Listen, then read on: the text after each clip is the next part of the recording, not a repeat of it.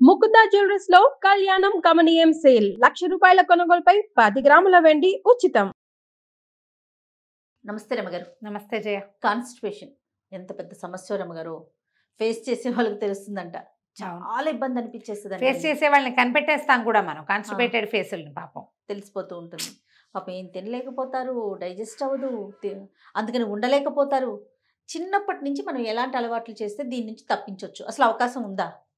Constipation తత్వంలో ఉంటుంది కొంతమందికి, సహజంగా వాళ్ళ తత్వం బాడీ తీరులో కూడా ఉంటుంది.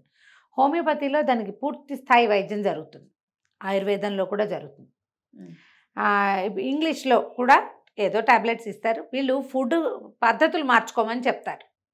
ఆహారపు అలవాట్లు, జీవన విధానంలో కాన్స్టిపేషన్ పెరిగిపోతుంది. సహజంగా కాన్స్టిపేటెడ్గా ఉండేవాళ్ళు, మలబద్ధకపు తీరుండేవాళ్ళు కొంతమంది ఉంటే, మలబద్ధకం పెంచి పోషించే వాళ్ళు ఇంకొంతమంది ఉంటారు.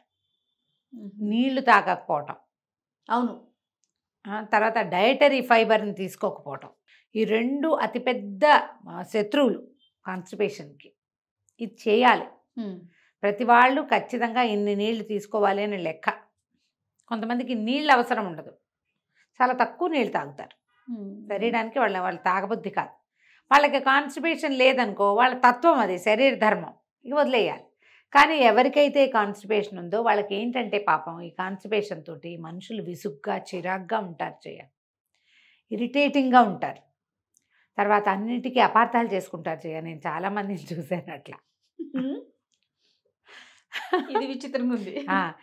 స్కిన్ బాగుండదు, స్కిన్ ఇష్యూస్ అయితే ఉంటాయి రమ్మగారు. స్కిన్ బాగుండదు, మనుషులు ఆరోగ్యంగా ఉండరు, ఏం తిన్నా విసుగ్గా ఉంటుంది పాపం, వాళ్ళకి విసగటగా ఉంటుంది. అయితే దీన్ని బీట్ చేయడానికి చేయవలసినవి చేస్తున్నా కూడా కాన్స్టిపేషన్ ఉందనుకో, వీళ్ళకి డాక్టర్ అవసరం. రమ్మగారు బొజ్జ కూడా వస్తుందంటే రమ్మగారు కాన్స్టిపేషన్ ఉంటే. నేను నిన్న డాక్టర్ వినీలా ఉన్నారు కదా, వెయిట్ లాస్ మీద చేస్తా ఉన్నాం మనం సుమన్ టీవీతో కలిసి.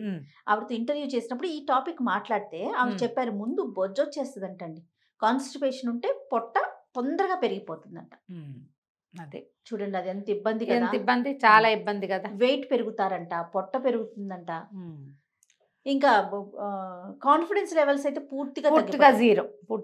ఎందుకంటే వీళ్ళకి ఎప్పుడు శంకగా విసగటగా ఉంటుందమ్మా, పాప ప్రశాంతంగా ఉండరు కదా. కాల విరోచనం అంటారు. పొద్దున్నే మార్నింగ్ దాని పని అయిపోతే ఆ తర్వాత ప్రశాంతంగా ఉంటారు, ఏం తిన్నా బాగానే ఉంటుంది. ఆ మార్నింగ్ టైమింగ్స్ లేకపోవటం, మనం పిల్లలు చిన్నప్పటి నుంచి అయితే నువ్వు అడిగినట్టు ఒట్టిగా ఈ అన్నమే అలాగే కాకుండా పప్పు అన్నం అంతే, పప్పన్నం పెరుగన్నం దాంతోనే పెంచుతారు చాలామంది. పప్పు బలం. సరే, ఈ పప్పు పెరుగు అన్నాలు అరగడానికి ఇంకా మనం ఏమి ఇస్తున్నాము? పిల్లలకి పీచు పదార్థాలు అలవాటు చేయాలి. అవును, తప్పకుండా ఫుడ్లో ఫైబర్ ఉంచాలి. నవిలి తినేవి బాగా, అవి అందులో పళ్ళు ఉన్నాయి, కూరగాయలు ఉన్నాయి, ఆకుకూరలు ఉన్నాయి, అవన్నీ తింటూ ఉండాలి. అన్ని రకాల పదార్థాలు పెట్టాలి. పిల్లలు తినరు, ఇష్టపడరు. ఆ పప్పులో ఆకుకూర వేయండి, తోటకూర చాలా బాగా పనిచేస్తుంది కాన్స్టిపేషన్కి, బ్రహ్మాండంగా పనిచేస్తుంది. తోటకూర పెట్టడం. మనం ఏం చేస్తామంటే పాలకూర అవి వాడతాం కదా, బాగా పాలకూర తగ్గించుకోండి. పాలకు తగ్గించుకుని తోటకూర వాడితే కాన్స్టిపేషన్ ఉన్న వాళ్ళకి చాలా బాగా పనిచేస్తుంది. తోటకూర గట్టిగా వేపుడు చేసి పెడతారు, అలాంటివి కూడా చేయొచ్చు. ఖర్జూరాలు లాంటివి అవి పెట్టటము, అరటిపళ్ళు తినటము, పళ్ళు పొద్దున లేవగానే మంచినీళ్ళు తాగటం, వేడి నీళ్ళు తాగటం, గోరువెచ్చటి నీళ్ళు తాగటం, అవన్నీ మనం రెగ్యులర్ హ్యాబిట్స్గా ఉంచుకున్నాం అనుకో, ఈ వేడి నీళ్ళు తాగటంతో ఒట్టి కాన్స్టిపేషన్ కోసమే కాదు, మనకి కొంచెం పొట్ట తగ్గుతుంది, ఒళ్ళు తగ్గుతుంది, ఒళ్ళు వెయిట్ తగ్గుతుంది, కంఠంలో ఏమైనా కొంచెం ఫ్లమ్మగిమ్ము ఇన్ఫెక్షన్స్ ఉంటే అవి తగ్గుతాయి, స్కిన్ కొంచెం బాగుంటుంది, డైజెషన్ ఇంప్రూవ్ అవుతుంది. ఇన్ని బెనిఫిట్స్ ఉన్నప్పుడు ఒట్టి కాన్స్టిపేషన్ వాళ్ళే వేడి నీళ్ళు తాగుతారని అనలేం కదా. ఈ పొద్దున్నే ఈ యోగా వాళ్ళు చెప్తారు, మలాసనలో కూర్చుని గొంతు కూర్చుని వేడి నీళ్ళు తాగండి, అప్పుడు కాన్స్టిపేషన్ తగ్గుతుంది అంటారు. కూర్చుని నీళ్లు తాగండి. ఆ కూర్చోవటం బాస్పెట్లు వేసాము, బద్నాసనం వేసుకుని సోఫాలో కూర్చుని కాకుండా కింద నేల మీద కూర్చుంటే, నేల మీద గొంతు కూర్చోవటం, నీళ్ళు తాగటం, అప్పుడు కొంచెం పేగులలోకి వాటర్ వెళ్ళి తొందరగా క్లీన్ అవుతుంది పొట్ట. స్కిన్ కూడా బాగా, అంటే ఈ పింపుల్స్ అవి వస్తే మచ్చలు పోవు. కాన్స్టిపేషన్ ఉన్న వాళ్ళకి మచ్చలు తగ్గటం తక్కువ. రెగ్యులర్గా టైంకి మోషన్ అయిపోయే వాళ్ళకి అంత ఎక్కువ మచ్చలు పడదు స్కిన్. ఏదైనా మచ్చబడినా మెల్లిగా తగ్గిపోతుంది. వీళ్ళకి పాపం అట్లా అవ్వదు. ఇవన్నీ నా అబ్జర్వేషన్ ఏజయ్యా, అదేలేండి. నేను గమనిస్తూ ఉంటాను బాగా. కానీ మీరు చెప్పే పాయింట్స్ అన్ని కూడా రమ్మగారు నేను చెప్తున్నాను కదా, ఆయుర్వేదం, హోమియో, తర్వాత ఇంగ్లీష్ మెడిసిన్, ప్రతి ఒక్కరు ఈ పాయింట్స్ ఏదో ఒక పాయింట్ అదే అన్ని విన్నావే. అలాగే జరుగుతుంది. మరి పిల్లల్లో అక్కడి నుంచి ఎదుగుదలలో ప్రాబ్లమ్స్ ఉంటాయి. పిల్లల్లో కాన్స్టిపేషన్ ఉంటే కనుక ఎదుగుదల సమస్యలు వస్తే కష్టం కదా, మరి ఎదగద్దు పిల్లలు. అందుకని ఏం చేయాలి, పిల్లలకి వేళకి మంచినీళ్ళు తాగటం. ఒక గంటకి 2 గంటలకి కొన్ని మంచినీళ్ళు తాగు, కొంతమంది పిల్లలు నీళ్లు తాగరు. అవును, నీళ్ళు తాగించండి. తర్వాత ఏమో కొంచెం సాల్ట్స్ అవి ఊరగాయలు అవి తక్కువ తీసుకుని ఎప్పటికప్పుడు పచ్చళ్ళు, రోటి పచ్చళ్ళు లాంటివి తీసుకోవటం, ఆకుకూర పచ్చళ్ళు లాంటివి తీసుకోవటం. తర్వాత ఇది మన డైరీ ప్రోడక్ట్స్, పాలు, పెరుగులు అవన్నీ మంచివి. పెరుగు చాలా మంచిది. మా బేకరీ ప్రోడక్ట్స్ తీసుకొని, బ్రెడ్ కూడా తినకూడదు అంటారు కాన్స్టిపేషన్ కి, తినకూడదు. బేకరీ ప్రోడక్ట్స్ మాన్పిచ్చేసేయండి, అవి తినద్దు. ఏవైనా ఫ్రెష్గా ఇంట్లో చేసి పెడుతూ ఉండండి. దీంతో పాటు ప్రతి దాంట్లోనూ ఇందులో ఫైబర్ ఉందా లేదా అనే విజ్ఞతతోటి. చపాతీలు అవి రాత్రిపూట రొట్టెలు తిన్నా మార్నింగ్ ఫ్రీ మోషన్ అవుతుంది. జొన్న రొట్టెలు, చపాతీలు అలాంటివి కూడా మంచివే. నైట్ తినమంటున్నారా? రాత్రిపూట తింటే పొద్దున్న ఫ్రీ మోషన్ అవుతుంది. అయితే ఇప్పుడు నాకు ఒక ప్రాక్టీస్ ఉంది. త్రిఫలా వేసుకుంటాను నేను. చాలామంది వేసుకుంటారు. త్రిఫలాన్ని కూడా మనం చిన్న మోతాదులో పిల్లలకి ఇవ్వచ్చు. అయితే త్రిఫల ఏంటంటే రెగ్యులర్గా మొత్తం సంవత్సరం అంతా అట్లా వేసుకోకూడదని, కొన్నాళ్ళు వేసుకుని గ్యాప్ ఇవ్వాలని చెప్తారు. చిన్న మోతాదులో. ఓకే, అప్పుడు కొంచెం ఫ్రీ అవుతుంది, మోషన్ ఫ్రీ అవుతుంది. త్రిఫల పొట్టను కొంచెం క్లీన్ చేసే పద్ధతి కలిగింది. ఇది వరకటి రోజుల్లో ఏం చేసేవాళ్ళు అంటే ఆముదం పట్టించేవాళ్ళం. నెలకి 2 నెలలకి ప్రతి నెల ఒకసారి ఆముదం పట్టించేసేవాళ్ళు. ఫ్రీ మోషన్ అయిపోతుంది, పొట్ట ఖాళీ అయిపోతుంది, పేగులు క్లీన్ అయ్యి పిల్లలు 6 నెలల రోజులు కొంచెం బాగుంటారు అని. ఇప్పుడు ఆముదాలు ఇవ్వటాలు అవి మనం కూడా మానేసాం జయ. రెండోది ఏంటంటే ఇది వరకు వంట ఆముదాలు అవి ఉండేవి జయ. ఇప్పుడు ఇళ్లలో చేసుకుని వాళ్ళు ఆముదం వండుకునేవాళ్ళు. ఆముదం గింజలు తెచ్చా, మీకు తెలుసా? తెలుసు నాకు. మీ ఇంట్లో చేసేవారంటే? మా ఇంట్లో చేయడం తెలియదు, కానీ చాలా మంది ఇళ్లలో ఆముదం వండేమని చెప్పడమే తెలుసు నాకు. వంట ఆముదాలు వండించేవాళ్ళు కూడా. ఆముదం చేసే వాళ్ళతోటి వండించి తెప్పించుకునేవాళ్ళు పాతకాలంలో కదా. వంట ఆముదం మనకి డెలివరీలకి అప్పుడు కావాలి కదా. మంచి ఆముదం దొరికింది అనుకోండి, రసం అయి తాలింపు పెట్టుకోవచ్చా ఆముదంతో? ఆముదంతో వంట ఆముదము అంటే వంటకి ఆముదము కాదు, అది వండిన ఆముదము. ఆముదాన్ని వండుతారు. అవి ఏంటంటే ఆ గింజలు, ఆముదపు గింజలు తెచ్చి వాటిని నూరి వాటిని ఉడికించి చేసేదాన్ని వంట ఆముదం అంటారు. అంతేగాని వంటలోకి ఆముదం, కుకింగ్ ఆముదం అనుకుంటున్నావా? కాదు. ఓకే, అలా కాదు.